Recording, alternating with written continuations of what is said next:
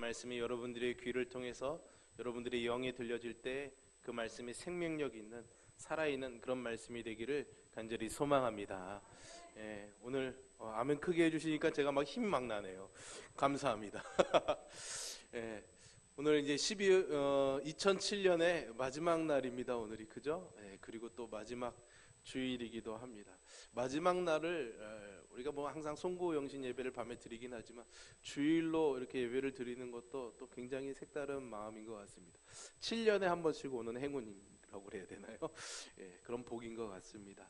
오늘 우리가 또 주일 예배를 드리고 또 송구영신 예배를 밤에 드리겠지만 오늘 하루 이렇게 하나님께 예배하는 삶, 또 말씀을 듣는 이 시간들을 통해서 여러분들이 지나온 한 해의 삶 속에서 우리가 미처 모르고 지나왔지만 사실은 그 가운데서 하나님이 여러분들의 발걸음을 하나하나 인도해 주셨고 디딜 곳도 예배해 주셨고 또 지나온 뒤에 남은 일들에 대해서도 하나님이 다 책임져 주셨음을 발견하는 그런 은혜가 있기를 소망하고요. 또 새로운 한 해에 대한 그런 소망과 기대가 넘치는 이 시간이 되기를 간절히 소망합니다. 그래서 우리가 사는 동안 항상 하나님이 함께 하신다는 믿음이 있다면은 해가 바뀌고 시간이 지나가도 우리에게 두려움과 불안과 걱정과 염려보다는 주님이 주시는 기쁨과 평안이 넘치게 될 줄로 믿습니다. 오늘 그런 말씀을 좀 나눠보려고 합니다. 구약 성경을 우리는 하나님의 이스라엘의 역사 가운데 하나님 주시는 말씀이기도 하지만 오늘 우리에게 주시는 말씀으로도 봅니다. 유대인들은요 이렇게 하나님의 말씀을 받은 하나님의 백성입니다. 그래서 그들은 토라라고 말하죠. 율법, 모세오경의 말씀을 아주 하나님 주신 말씀으로 굳게 붙잡고 살아갑니다. 근데 이 말씀을 이해하고 또 예배 그들이 모이는 자리에서 나누어지고 하다 보면은 이것이 무슨 내용인지를 또 이해해야 될 필요가 있잖아요. 그래서 그런 이 말씀에 대한 이해를 돕기 위해서 만든 해설책이 또 있습니다. 해설책. 그게 이제 미드라시라는 책입니다. 그리고 또 그것이 삶에서 또 어떻게 우리가 적용되어지고 어떤 지혜를 얻으며 살아야 되는가라는 게 바로 이제 여러분들이 잘 아는 탈무드라는 책이죠. 앞서 말씀드렸던 미드라시는 이제 토라의 내용이 이게 이런 내용이다라고 설명해 주는 내용도 있고 또 다른 데서는 예화도 막 있습니다. 그래서 입으로 전해줘. 우리도 옛날에 옛날에 뭐 이렇게 전설 그런 거 전래 동화 뭐 이런 거 있지 않습니까? 그런 것처럼 이 미드라시에는 중간중간에 옛날에 아브라함한테는 이런 일이 있었어. 다윗한테는 이런 일이 있었어. 이런 내용들이 있는 책이 또 이 미드라시이기도 합니다. 어렸을 적에 제가 교회 학교에서 선생님한테 이렇게 성경을 배우고 성경 공부하다 보면은 아브라함에 대해서 배울 때 아브라함의 어린 시절 이야기를 막 얘기해 주시는 거예요. 그래서 막 아빠가 우상 만드는 사람이었는데 아브라함이 이게 싫어서 우상을 막 다 부셨어. 그래서 제가 이 얘기 참 재밌다.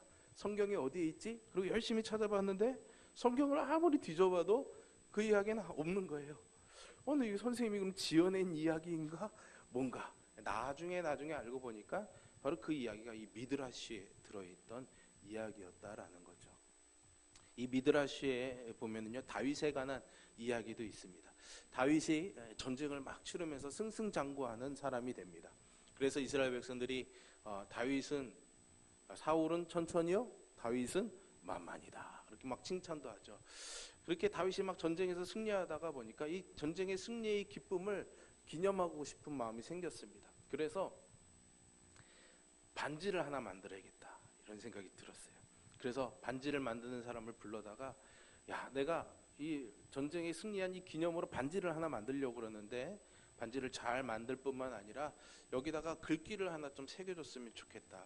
그래서 내가 이런 전쟁에서 승리했을 때 승리감에 도취되지 않도록 겸손한 마음을 다시금 불러일으킬 수 있는 글귀, 또 힘들고 어려울 때는 실망에 빠지지 않고 그 글귀를 보고 용기 낼 수 있는 것, 그 글귀를 네가 하나 이 반지에 좀 잘 새겨줘라 이렇게 이제 부탁을 했습니다.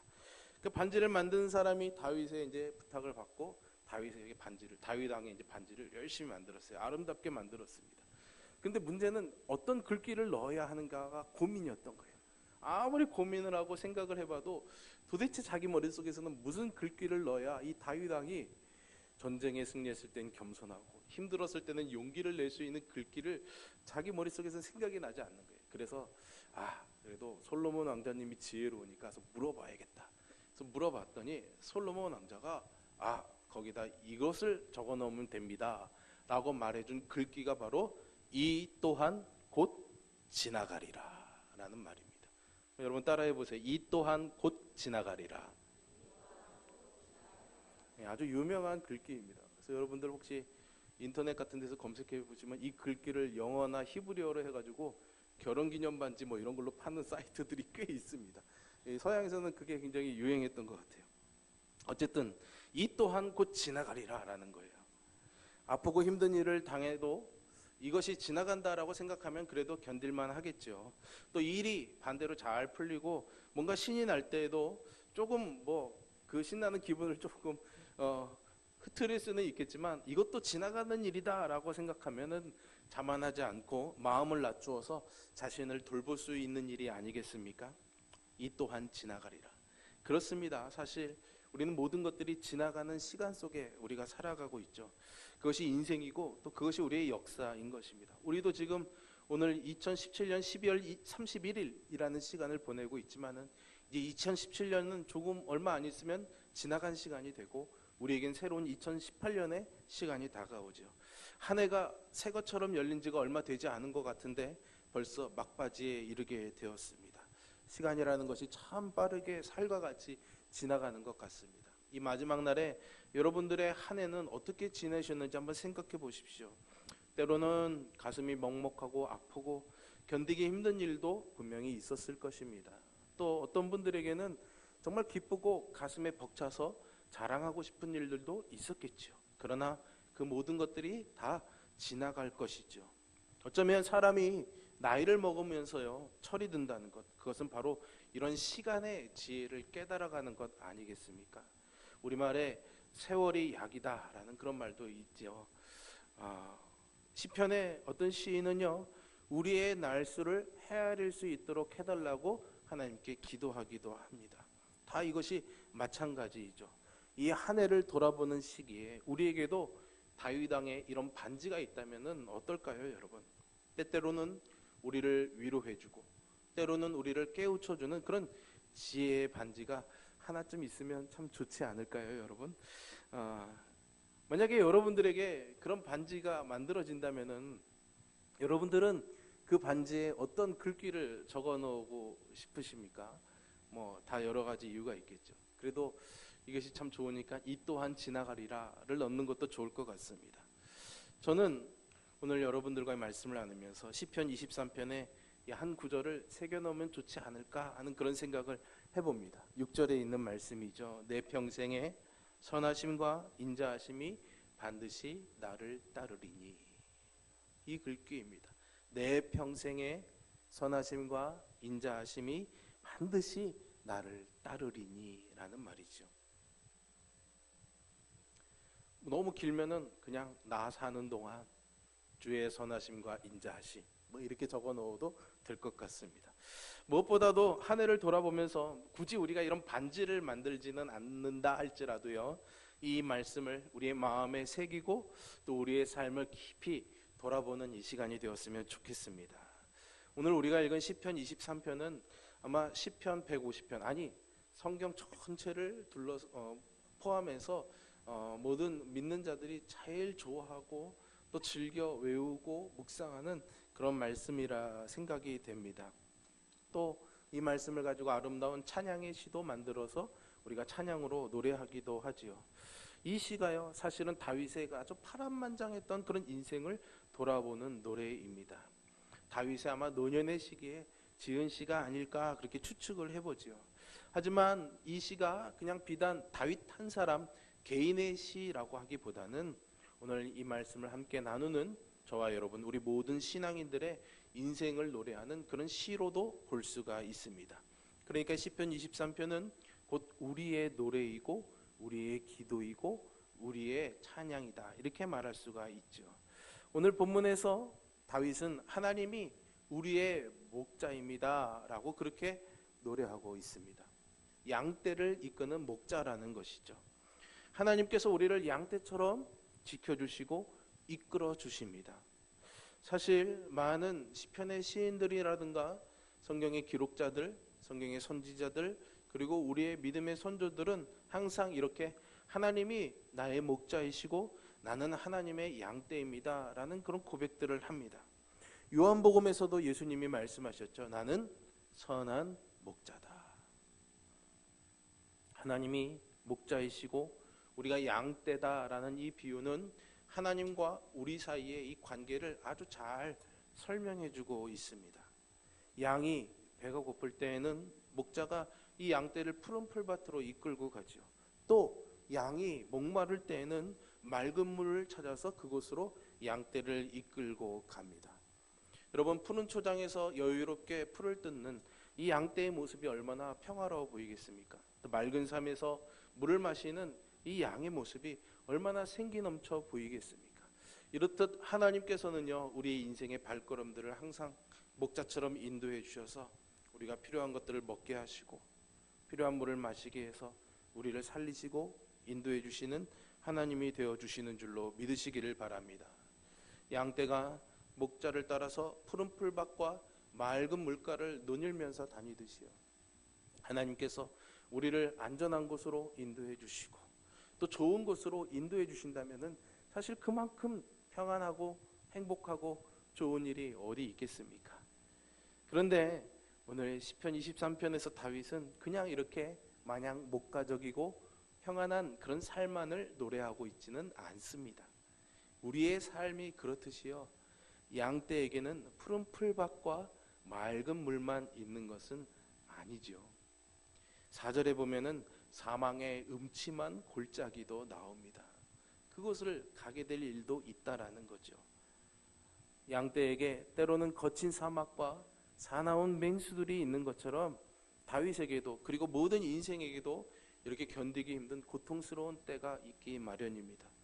어쩌면은 푸른 풀밭, 맑은 물보다도 이런 사망의 음침한 골짜기가 우리의 인생 요소에 너무나 더 많이 자리 잡고 있는 것은 아닌가 하는 그런 생각도 해보게 됩니다. 다윗의 일생을 보아도 그렇습니다. 여러분, 얼마나 그가 힘겨운 생을 살아왔습니까? 어려서부터도 양을 지키기 위해서 맹수와 싸워야 됐습니다. 어린 소년이 사나운 맹수와 싸운다는 것이 그렇게 쉬운 일은 아니지요. 그렇게 다윗은 어린 시절부터 양을 지키기 위해서 어려운 인생의 고비들을 많이 경험해야 됐습니다. 골리앗과의 싸움에서 시작해서 다윗은 수많은 전쟁터를 뛰어다녀야 했습니다. 얼마나 많은 죽음의 위협이 그를 쫓아다녔을까요, 여러분? 그가 사람들의 칭찬을 받고 영웅이 되었지만은 사울왕의 미움을 받아서 결국은 어떻게 됩니까? 광야로 나가서 살기 위해서 도망 다니지 않습니까? 심지어는 살기 위해서 미친 척까지 하는, 그죠? 막 침을 흘리면서 막 온갖 미친 척을 하면서 살기 위해서 정말 발버둥을 치는 다윗의 모습을 우리는 성경에서 찾을 수가 있습니다. 왕이 되고 나서는 어떻습니까? 다 해결된 것 같지만 인생의 노년에 자기 아들 압살롬 왕자가 결국은 아버지한테 반역을 일으켜서 왕궁에서 쫓겨서 도망가는 일까지 생기지 않습니까? 다윗의 일생은 말 그대로 정말 파란만장한 인생이었다, 이렇게 말할 수가 있습니다. 5절을 보십시오. 5절에는 원수들도 나옵니다. 원수들이 얼마나 억울하고 버겁게 자신을 대했는지 하나님께서 그 원수들 앞에서 자기에게 상을 차려주시고 나를 귀하게 대접해 주시기를 다윗이 노래하고 있습니다.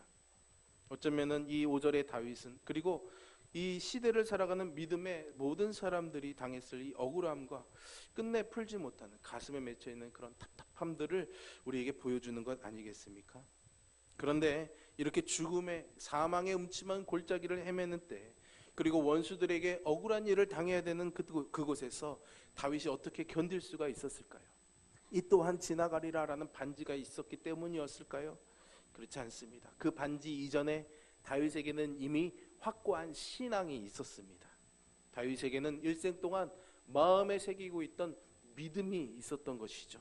그 믿음이 오늘 6절에서 고백이 되는 겁니다. 내 평생에 선하심과 인자하심이 반드시 나를 따르리니 라는 거죠. 우리가 우리말에는 따르리니, 그러니까 앞을 보는 그런 기대감이기도 하지만 사실은 이건 지나온 삶에서 이런 경험과 이런 확신이 없다면은 이 고백을 다윗이 할 수가 없는 것입니다.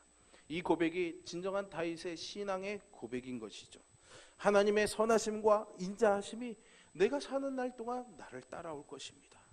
그렇다면 여러분, 그것만 있다면 사실은 더 이상 무엇이 문제가 되겠습니까? 다윗의 인생길에는 푸른 풀밭과 맑은 물가로 다닐 때도 있었습니다. 그러나 그때에도 하나님의 선하심과 인자하심이 그를 감싸고 있었습니다. 사망의 음침한 골짜기를 다닐 때에도, 원수들에게 괴롭힘을 당할 때에도 하나님의 선하심과 인자하심이 그를 지켜주고 있었던 것이죠. 그의 인생은 파란만장했지만요, 하나님의 선하심과 인자하심은 변함없이 그를 감싸고 있었습니다. 그래서 그의 길이 편안한 길이었든지 험한 길이었든지 다윗은 하나님의 은총과 섭리에 감사하면서 이 시편의 노래를 부르면서 그의 인생의 길을 걸어갈 수가 있었던 것이죠. 사랑하는 성도 여러분, 여러분들의 삶에도 지난 2017년과 다가올 2018년의 모든 시간들 속에서 다윗과 같은 이런 진정한 신앙의 고백이 넘칠 수 있기를 주님의 이름으로 축원합니다. 신약에 가도 이런 다윗과 같은 믿음의 고백을 하는 사람을 우리가 만나볼 수가 있습니다. 바로 바울을 여러분들에게 제가 소개하고 싶습니다. 바울의 신앙의 고백을 한번 우리가 들어볼까요? 어디서 소리는 안 나니까 눈으로 확인해 봐야 될 것 같습니다. 로마서 8장 35절부터 39절의 말씀입니다. 성경책을 펴서 보시든지 아니면 앞에 있는 자막을 보시든지 우리 같이 한번 이 바울의 생생한 신앙의 고백을 우리가 한번 들어보도록 하겠습니다. 함께 있습니다. 누가 우리를 그리스도의 사랑에서 끊으리요?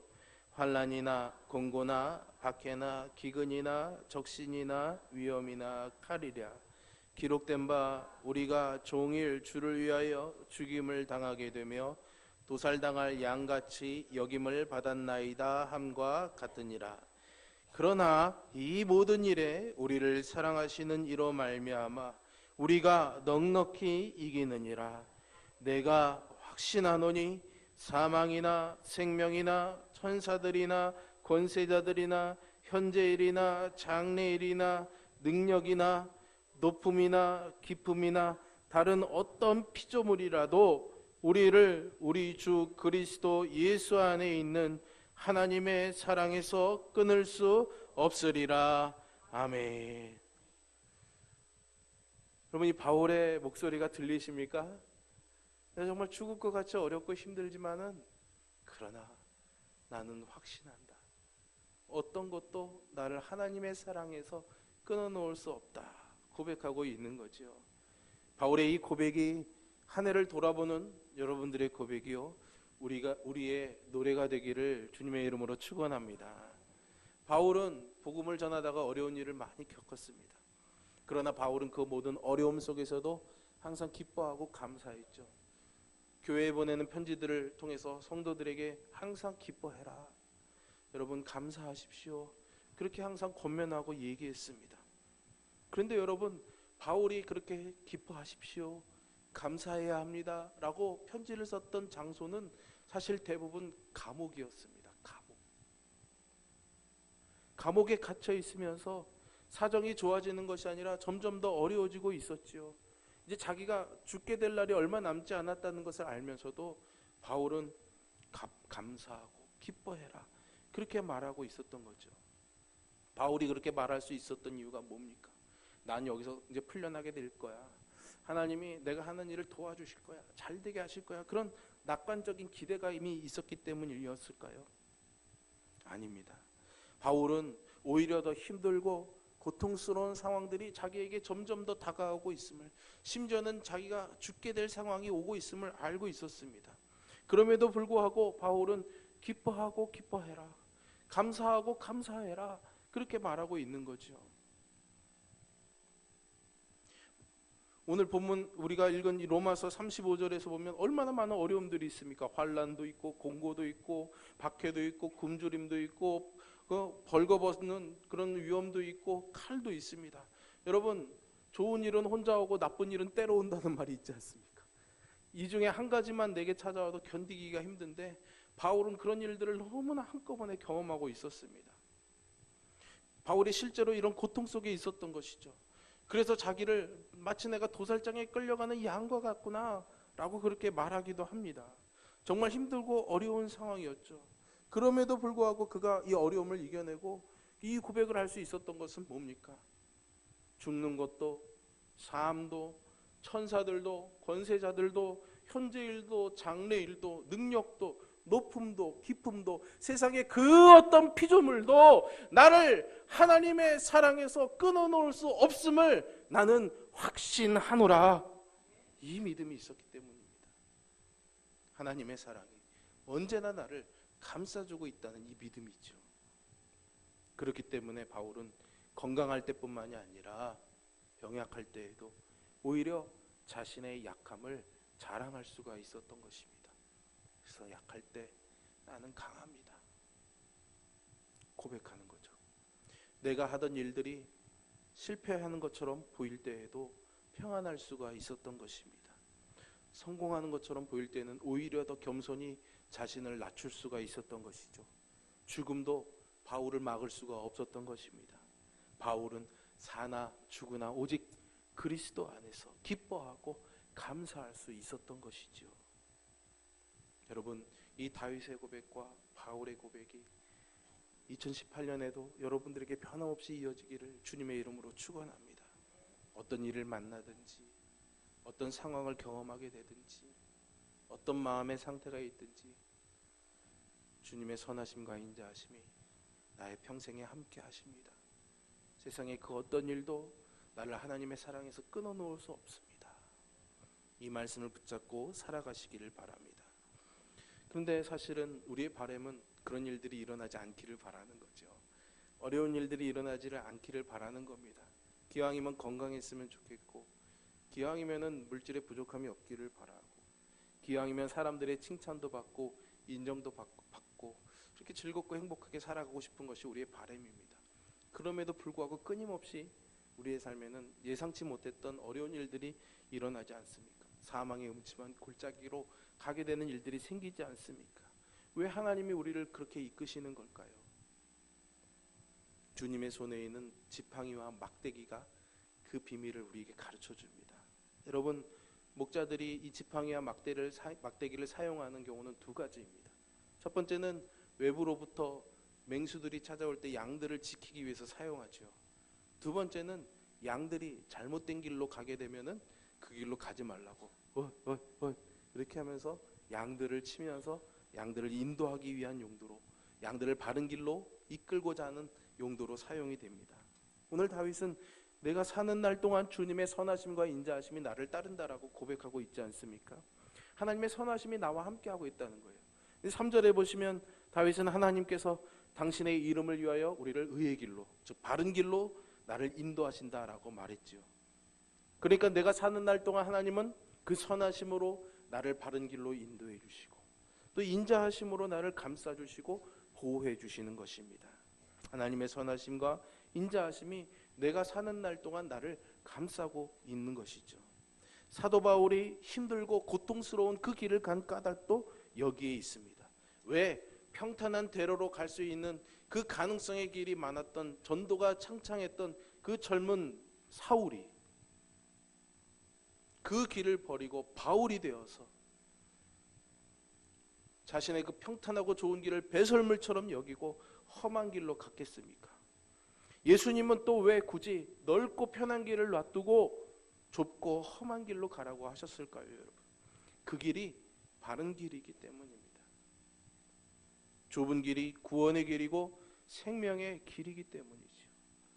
그리스도가 걸어가신 십자가의 길이 세상 사람들이 보기에는 죽음의 길이지만 하나님이 우리에게 열어주시는 생명의 길이 된 것처럼 말입니다. 시편 23편은 아무런 아픔도 어려움도 모르고 그저 그냥 온실안의 화초처럼 푸른 풀밭 맑은 물만을 찾아다니며 눈일고 세상 물정 모르게 살아가는 그런 낭만주의자의 목가적인 시가 아닙니다, 여러분. 이 시는요, 죽음의 골짜기, 원수들의 괴롭힘에 고통스럽고 신음하고 있지만 그럼에도 불구하고 주님이 인도하시는 바른 길을 가고자 몸부림치며 애쓰는 신앙인의 간곡한 찬미인 것이죠, 여러분. 악인의 넓고 편한 길로 가지 아니하고 하나님의 선하심을 따라서 좁은 길로 가며 부르는 의인의 노래입니다. 지금은 우리의 눈에 비록 악인이 잘 되는 것처럼 보이지만은 그 악인의 마지막은 멸망인 것을 알기에 하나님께서 그날의 원수들이 보는 앞에서 내게 차려주실 잔치상이 있는 것을 믿기에 고통스럽고 험한 길이지만 기뻐하며 찬미하며 가는 것입니다.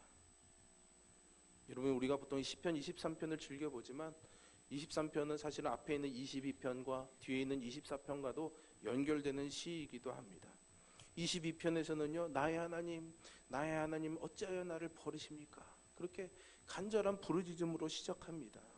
하나님께 버림받은 것 같은 그런 참담하고 어려운 그 고통 속에서도 마음이 정말 녹아내리는 것 같은 그 처절한 속에서 정말 절규하고 탄식하면서도 그럼에도 불구하고 하나님 선하시고 인자하신 분이 아니십니까? 이렇게 하나님을 찬미하고 있는 거죠.